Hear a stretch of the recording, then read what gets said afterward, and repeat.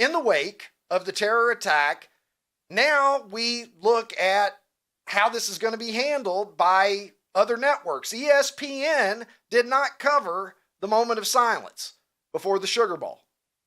They left that out. Did not address it. And now the NFL is getting some scrutiny. And again, ESPN, it was really worse than that because ESPN didn't even cover the national anthem either. So no moment of silence, no national anthem. And then Notre Dame, of course, coming out with the flag in what I've said was a patriotic moment that was reminiscent of the way that our country came together after 9/11. Why didn't ESPN cover the moment of silence and cover the national anthem? They have been lambasted for that across social media, and rightfully so. And so the question is, how are other networks going to handle this? How is the NFL going to handle this? And the NFL is getting its own criticism now because the terror attack has been characterized in more than one place. The Pittsburgh Steelers public address announcer on the NBC broadcast as an act of violence. An act of violence. And there was a moment of silence before NFL games, but people are wondering, why can't you call a terror attack what it is? Why can't we just look at it and address it for what it is? Some people feeling that act of violence is an intentional little word game that is intended not to offend anyone. Cowardly is how some would say that it comes off. ESPN, in particular, it really grinds my gears, to tell you the truth, because ESPN is certainly not a stranger to recognizing moments that they believe to be socially significant over there at the worldwide leader. To wit, let's go back to the spring of 2022 when ESPN made sure that they took time to have a moment of silence for something that they really did consider to be important, which was Florida's so-called Don't Say Gay bill. Let's go to the videotape.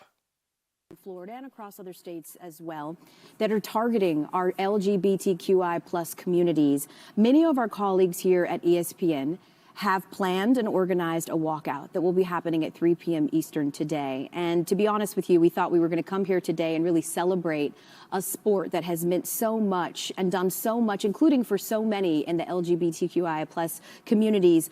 But we understand the gravity of this legislation and also how it is affecting so many families across this country. And because of that, our allyship is going to take a front seat. And with that, we're going to pause in solidarity.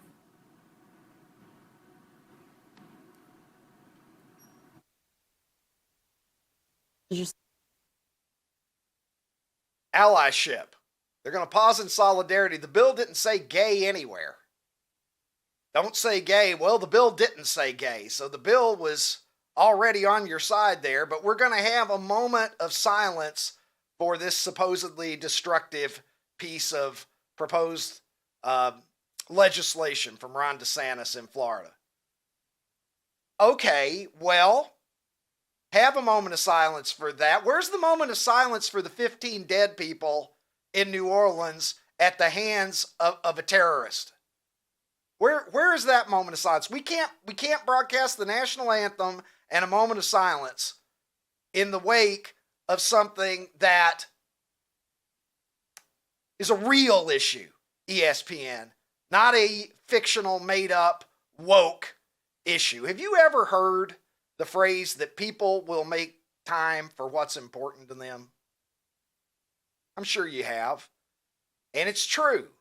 People who are dating sometimes, I remember there was a book or something back at some point called He's Just Not That Into You. You ever heard of that? The idea being, well, you know, we went out on a date. It was so great, but now I haven't heard from him in 3 days. Should I text him? Well, probably not, because it would seem that if he really liked you, I don't know about other men in the world, but we're probably going to call you within less than 3 days if we like you. The idea being, he's just not that into you. Oh, how can I get his attention? He's not texting me back. He seems distracted. He's spending more time with his friends. I've only seen him twice in the past few weeks. He's not that into you. People make time for what's important. You don't have to pester people. You don't have to stay after people. You don't have to stalk down people that are into you, because you won't have any trouble finding them, because they're eager to talk to you and they welcome that experience. Much in that vein, ESPN is just not that into traditional American values. Tell me I'm wrong. You find time to have a moment of silence because the quote-unquote mislabeled, but this is what we all know it as. I can't remember what it was in the Florida House, what the name of the bill was. We all know it as the Don't Say Gay bill, even though that's inaccurate. But you know what I'm talking about. We have time to have a moment of silence for that. Let's have a moment of silence on national television for this, because it's so destructive and it's so bad. And somebody barreling down Bourbon Street, killing 15 people, injuring 30 plus more, a brazen act of orchestrated terrorism, and we can't even play the fucking national anthem or cover the moment of silence. And now the NFL, look, I mean, some people might look at this and say, well, it's semantics, act of violence, terrorist attack. Well, words do matter, don't they? It's like when they say car kills somebody. We've seen that, right? Car kills people. No, the driver of the fucking car killed the people. And what is the motive of the driver of the car? Did they do it on purpose? Why did they do it? Words matter. When 9/11 happened, it wasn't plane flies into building like it was a fucking accident. We all immediately started asking ourselves, who did it? Who's behind it? What's the motive? Why did it happen? Who planned it? Where have we lost our way in the course of the last 20 plus years to be able to look at something and say, if it walks like a duck, if it quacks like a duck, it's a fucking duck, people. This was an act of terrorism, and it would be nice if some people had the intestinal fortitude, and I'm talking about the people at ESPN, NBC, the NFL. And look, the NFL needs to say something about this. If it's a matter of like, oh no, we said act of violence, we didn't mean anything, I don't think I'm going to believe that, but I would at least like to hear it. Say something, because the people that died in New Orleans deserve better, and we need to understand in this country that there are real threats to America, and they come from people like the man who orchestrated, or was at least the person driving the truck. We believe that there were other people who were involved in this, that he was not acting alone, is what we're hearing reported. We got to call it what it is, because if you don't recognize it for what it is, if you don't draw the line on things like this, if you're afraid to call an act of terrorism, we've reached a sad point in where we're at as a country. ESPN, NBC, but especially ESPN, do better. Do better. At least NBC had the grace to address it, show the national anthem, show the moment of silence. ESPN can't even do that. And then they wonder why they get so much criticism. That's why you get so much criticism, ESPN. You don't have the balls to just come out and simply say the right thing, because you're more worried about who you're going to offend than doing what's right. And with that, I'm going to bring in the international streaming star who joins me from Nashville, Tennessee, Ronnie T-Shirts. And Ronnie, I know that you and I have both been consuming copious amounts of football during this time. We were watching the Sugar Bowl. We've been watching NFL games all weekend. What do you make of this situation and the way particularly that ESPN decided to just kind of brush it under the rug at the Sugar Bowl? Well, I think that on a micro level, it doesn't matter because almost nothing ever matters on a micro level. Like one time, it doesn't. It's just not a big deal. But it's just the constant laying down of more and more and more and more, and it just starts to build up. I call it my notebook paper theory. You know, you lay a piece of notebook paper on a table and you can't feel the difference from the table. But if you lay a piece of notebook paper down 30 days in a row, now you've got like an inch of notebook paper and you can tell a difference. And I think by continually ignoring that it was an act of terror, there's enough people out there that start to, this is how they consume news and how they formulate their own opinions. And they don't think that it's an act of terror, and that is dangerous. And so micro level, not a big deal. But the fact is this is what they do over and over and over again, and that is why it's dangerous. I have said before, and I will say again, misinformation is bad. Omission is worse. And that's what ESPN did when you say acts of violence, but you're omitting what really happened. And so if you give me misinformation, I have a chance to do some fact checking and find out if it's right or not. But if you just omit it and don't tell me about it, I'm just blind to it and I don't even know. So bro, there might be the very omissions. Fine people hoax. You know that's my pet peeve. Yeah. That's the one right there. And there's lots of other examples. There's lots of examples that they've done this with various issues. Omission is COVID, the worst. we could include in that as well, right? We could include a lot of things that have been reported by the legacy media where they did that. The Very Fine People hoax is my example A, because that entire story is different if they just simply play what Donald Trump said 60 fucking seconds later. Yep. Where he completely clarified his remarks. That was a nothing burger. It was nothing. The sentiment that he had was absolutely a reasonable sentiment that was not racist whatsoever. There wasn't a grain of sand of racism in what he said that day, and they used it to paint him as a racist. And Barack Obama, who I voted for in 2008, I lost any respect that I had left for Barack Obama when he's out there perpetuating this piece of fiction that Donald Trump, who nobody ever called a racist in his entire public life until Charlottesville, really, right? I mean, he was out there for forever. This was never a rap on Donald Trump until they made it one, and they used Charlottesville to do it. And they know better, and Kamala was going on about it during the debate. Obama was going on about it. And so for me, that was where I checked out. Right. But the lie of omission, right? Just give me a snippet. You can mislead anybody. You can take anything out of context. You can take anything that we say. There's probably something that one of us says on virtually every program that if you just clip the right 5 or 10 seconds of it, you can make either one of us sound like the worst person in the world. Probably 20 things. Yeah. I mean, that's a game that you can play.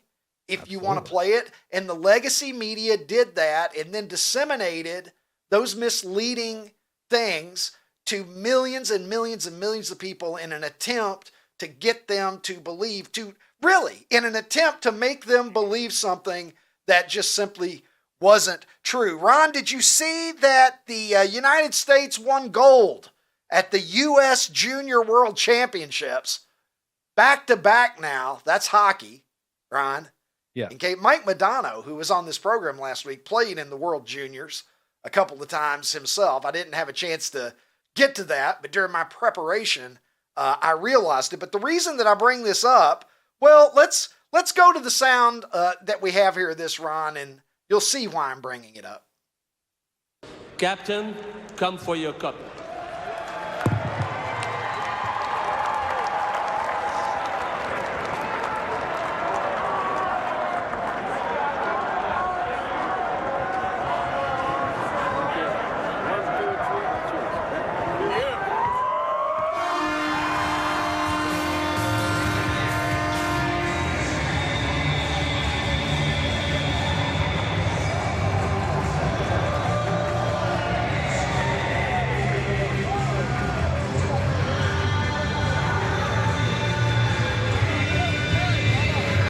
All right, Ron, I have long thought that one of the best ways that we could improve the Olympics is, jazzing up the music a little bit for the medal ceremonies.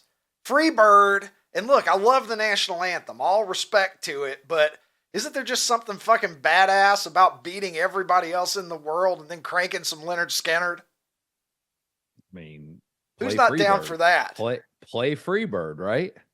Play Freebird, man, and give me my gold medal at the same time. I've tweeted, it reminded me of one of my tweets, Ronnie, and I think that you'll agree with me that this is just common sense. This should immediately be implemented in the country of Panama if we have this. Do we have it? Maybe we don't have it. I don't know. It's there. There it is. Did Panama ever change its national anthem to Panama? Because if not, that's a horrible fucking mistake. It's just right there on a T for them. Can you imagine? And I don't know, Panama. It's hard for me to imagine Panama winning any medals. I was just going to say that. Can you imagine? You're representing Panama. You somehow end up with the bronze medal and you go up there on the podium and then they just, Panama, get a little David Lee Roth and Van Halen going. You tell me that's not going to send a jolt of electricity through the building? I think it is. I think that it is, Ronnie. Speaking of jolts of electricity, I don't mean this literally, but Joe Biden needs a jolt of something. Can we get this motherfucker some 5-hour energy? Some sort of, something to help him focus. Did you see where they were singing happy birthday to some guy, some kid at the White House, and Biden forgets his name? Watch it. This right here is this clip that we're about to play. It in some ways just sums up like Joe Biden's time in the White House, maybe more succinctly than anything else that you could possibly look at. Let's go and see good old Uncle Joe helping this kid celebrate his birthday. If only he could remember what the kid's fucking name was. Happy birthday to you. Happy birthday to you. Happy birthday to you. Happy birthday to you. All right. The kid All right. laughed at him. I actually want that to be played again. Play it again, Tim. Play it again, Sam. Happy birthday to you. Now I want you to look at the look on his face. He's realizing here that he's got nothing. Now watch this.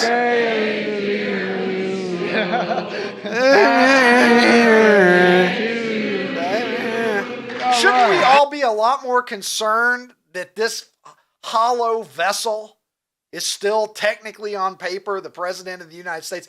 Is there anybody out there that's stupid enough to believe that this guy's been running the country? Oh, And he's shouldn't sharp you with the be, tack. and even if you're a Democrat, don't we deserve to know who's really in charge? Who's behind the curtain making this? What is it? Just this? You mentioned you mentioned his name earlier. Well, go ahead, Ron. What? Obama? Well, yeah, among others, but we don't really know, do we? I think the buck stops with him. Well, maybe you're right. But look, Joe's showing all the signs of dementia. He has been for a long time. Now, if that had happened 6 months ago, the Democrats would have all said, well, that didn't mean anything. That's nothing. Right? They would have all pretended that was not like any big deal at all. Yeah. I mean, but Joe's angry too. He's having those mood swings. Not only is he confused and he doesn't know what's going on, but I always like angry Biden. And we got that this week too. Let's take a look. My being the oldest president, I know more world leaders than any one of you ever met in your whole goddamn life. I didn't see that. That's so good. Yeah. Angry Biden is always one of my favorites. We're just like out of the blue. He's just like, hey, Jack, You can Ricky? kiss my ass on Main Street, motherfucker. Ricky, I've been on more dates than you've ever been on. You don't know what you're talking. You don't. I've gotten more tail than you've ever thought about getting that. But he just gets angry suddenly, just out of nowhere. So anyway, two more weeks, Ron, until that fucking charade and shit show comes to a halt. Look, I'm satisfied with the direction of the country right now, although I will say that there were some things in my personal platform when I was thinking about running for president, Ron, that I was going to implement. I don't know if maybe we could get, see, we all have caught issues, me. Ron. See, caught me. It wasn't me. It wasn't me for once. We're people, We're Ricky. human I had beings. something in Go my ahead eye. and get it. There, it was blurry. Get it, Ron. You thought that track and field was going to stay up there at least until I read the caption. It seemed like it was a safe bet. When I'm president, this game will be positioned at every public restroom entrance, and you'll have to medal to take a piss. That is one of the most underrated. I know that Aaron Spielberg agrees with me 110% on this. Track and field, one of the most underrated arcade classics of all time, Ron. Well, Aaron is a authority on video games, so I would take his word for it. I loved that game. Did you play track and field? Did they have that in Moscow? In Russia? No. Okay. They did not. Nope. Did not have it there. All right, Ron. All right. Well, we've had a little levity. Let's get back to something else that pisses me off. Did you see this guy arrested 87 times?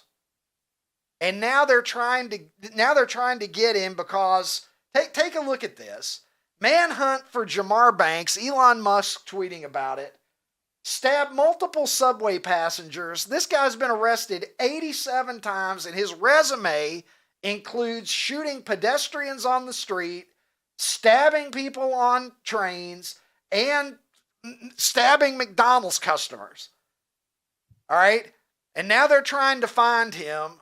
And, Ron, I don't know. I mean, the joke's going to be on him, Ron, because New York is cracking down now. I heard that they have an 88 strikes and you're out policy.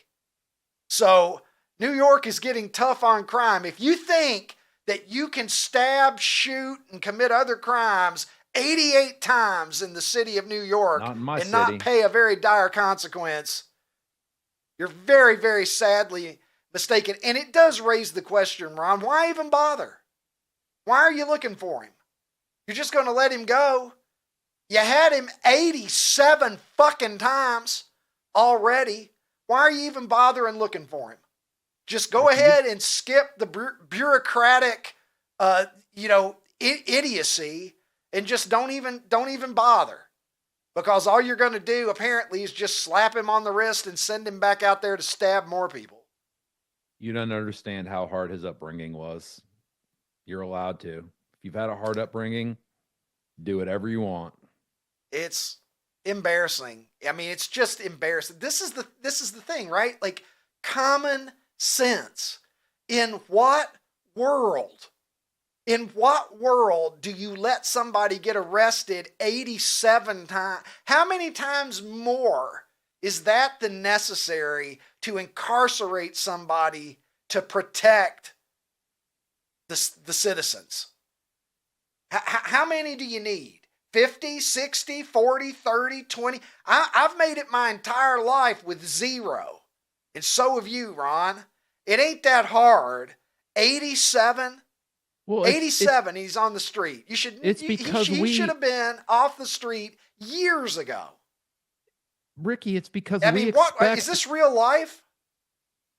We expect to be arrested and convicted if we do it one time, and that's why we don't do it. Well, I mean, we have morals also, but we just expect if we do anything wrong. Like, I fully expect that if I went to California and robbed a store of, I don't know, $850 worth of stuff, I fully expect that I would go to jail. And it wouldn't be the situation that's out there now where, $925 or whatever it is, and you get off. I fully expect that if I shot somebody, stabbed somebody, whatever, that I'm going to go to jail. And this guy's like you said 87 times. I mean, 87. Just divide that by 10, okay? And let's just say the 8th time, Yeah. the prosecutor's sitting there and they're just thinking to themselves, listen, I mean, he just shot somebody, stabbed somebody. The third one, that wasn't even a big deal. That was just he shoplifted. We don't even count that. You're on the 8th one and you're still thinking to yourself, we should give this guy another chance. And then they did it 80 more times. They gave him a chance. The guy, 80 more obviously, times. there's something wrong. There's obviously, how many times do you have to fuck up before people realize there's something wrong with you? Ronnie, I don't know if you saw it or not. I don't talk about much golf on this program, but Hideki Matsuyama shot 35 under par at the Century in Kapalua, which is an all-time PGA Tour record. Nobody has ever gone 35 under par in a 72-hole PGA event ever until the former Masters champion did it this weekend. And that is my excuse to talk about another great golfer who I don't think went 35 under par, but this is my dad. He's been gone since 1976 when I was 5 years old. He could play some golf, and I'd just like you to know that. That is my dad, Ron. I believe that's 1972. He took the trophy in the first flight of the Caveland Country Club Championship. The tournament was completed when he defeated David Houck in final play there. And the year before that, Ron, 1971, the year that I was born, is a banner fucking year for Donnie Cobb, because I was born and he won the club championship outright, not just the first flight. He was the club champion at Caveland Country Club in Rowletts, Kentucky, back in 1971. So shout out to Donnie Cobb, my dad. Pretty cool. I wanted to recognize him. He's been gone for almost 50 years now, Ron, but he was a golfer, and I found his golf clubs out in the garage when I was about 10. And I took an interest, and I think golf, really looking back on it, I think golf was just like a way for me to feel connected to my dad. And so I learned to play with his old clubs at Caveland Par 3 in Cave City, Kentucky. Shout out to Marge Handy, who used to run the pro shop out there. She was my dad's 5th grade teacher, and she went on to be the pro shop lady at the Caveland Par 3. But there you go. And I would just say to you, to everybody listening to this today, if you're still lucky enough to have your dad, give him a call today and say something to him, and take appreciation of the fact that they're not around forever. So make the most of the time that you got, my friends. Shout out to your dad, club champion, 1971. Hey, OutKick fans on YouTube, if you enjoyed this episode, hit the subscribe button and make your way over to OutKick.com where you can watch the full episode.